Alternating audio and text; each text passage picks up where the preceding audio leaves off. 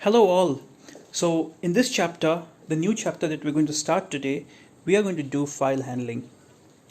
Now, if you have not gone through my previous video, where I have introduced you to the stream classes, where I have showed you how the cout and cin objects work, and what is the significance of the operators associated with both the objects, then I request you to kindly go through that video first and then come back to file handling, because the same concept of stream classes are going to be used here, right?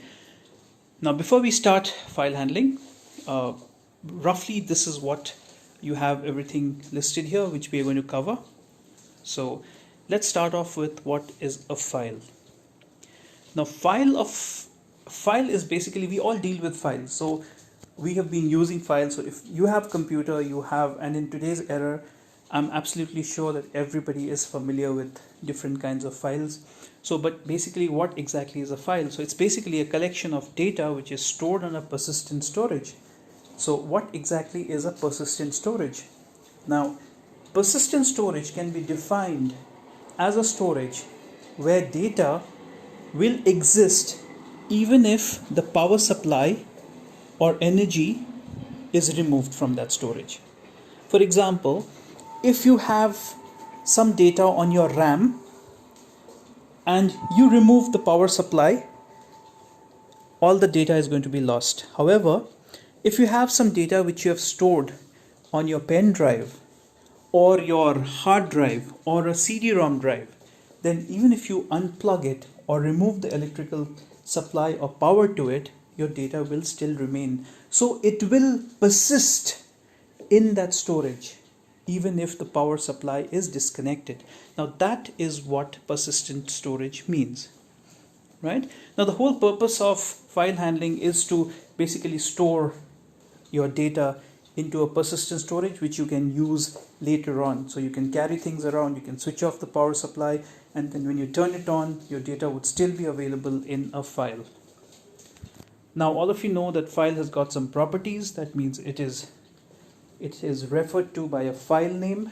Now file name is important, and you all know also the file name also gives you information about the nature of the file. The file also has an extension which also tells you about the kind of data which is present inside a file. For example, if you have a file with an extension .jpg, you know that that file is going to contain an image. Similarly, if you have a file which contains which has an extension, say .txt or a .txts, you will absolutely be sure that there would not be any images inside that file, and that file would only contain text. So every file has got an extension which tells us the type of data which is present inside a file. Now fundamentally there are two types of file. One is a text file and the other one is a binary file. Now text file just stores plain text, whereas binary file stores images and databases and records and all the different kinds. So we will try and look at both the files in our chapter on file handling. Okay, now before we actually get into the details of file handling, let's go and revisit the stream classes that was discussed in the previous video. Now in the previous video, I told you the significance of the OS stream, I stream, the IO stream, cout and cin, right? Just to give you a quick review. Now we know that cout is an object which belongs to the OStream class. Cin is an object which belongs to the iStream class, and IOStream is a derived class from the OStream. So IOStream is a derived class from the OStream and the iStream, and this is the class that we have been using in our programs.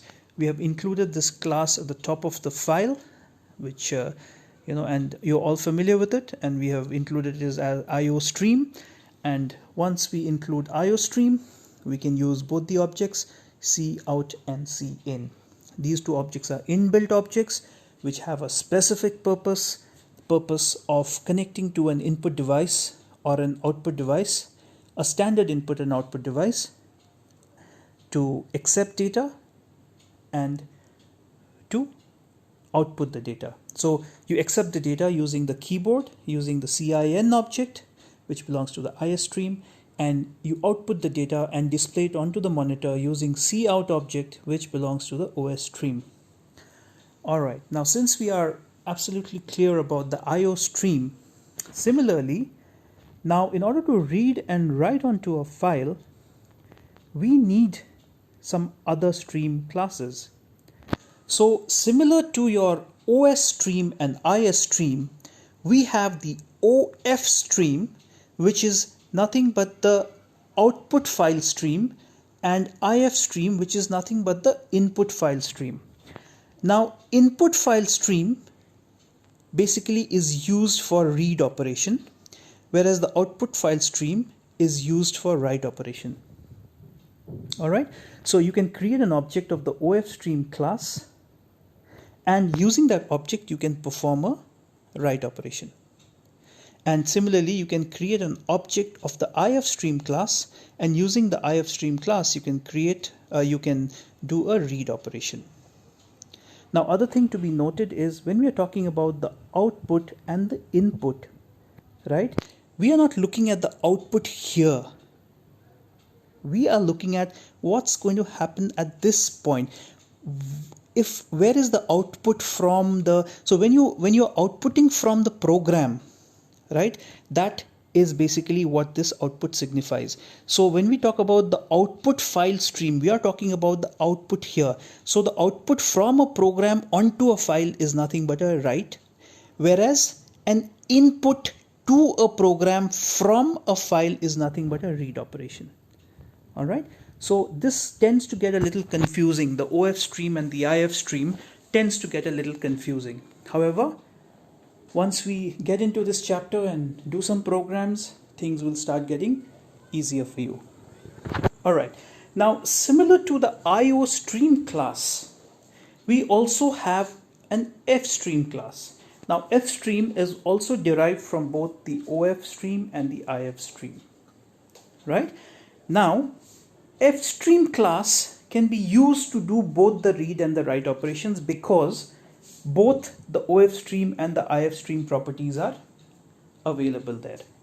That means if you want to write onto a file, you can either you can create an object of the OF stream and write onto a file, or you can create an object of the F stream and write onto a file. Similarly, if you want to read from a file, you can either create IF stream and read from a file, or alternatively you can create an object of the F stream class and read from a file. Now, if you have an F stream object, the same object can perform both write and read operation because they are derived, and all the properties of the output file stream and the input file stream are going to be present there.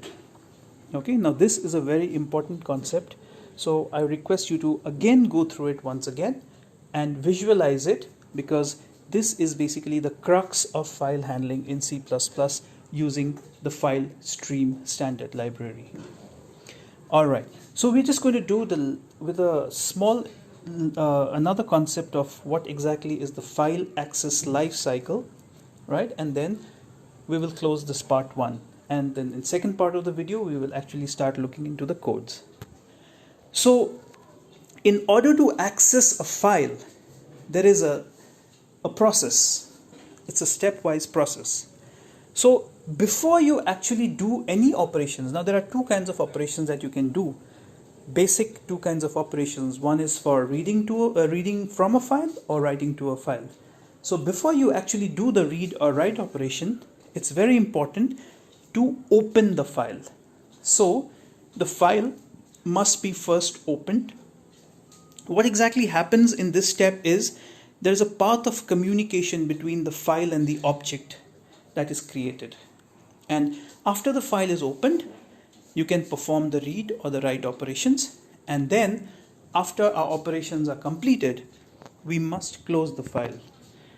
Now, the closing of the file is important because, first of all, when you have a connection to the file, there are certain overheads which are involved. So closing the file will release all those overheads and those resources. Second thing, if the file is opened, then the subsequent accesses to that file can have a problem. So there might be issues when somebody else is trying to connect to that file. Okay, so just remember that this is the file access lifecycle, which involves 3 different steps. One is open, the second one is the actual operation, that is read or write, and the third one is that closing of the file. So today's video, we're just going to have the fundamentals of what exactly is a file, what are the stream classes available in a file, and what is the file access lifecycle. In the next part of this video, we are going to talk about how we can open a file and use the file to perform read and write operations through the file stream objects. So till then, please go through this video carefully. And once again, if you have not gone through the previous video where I have spoken about the stream classes, I request you to please go through it carefully before getting to the file handling course. Alright, then see you. Have a good time learning. Bye.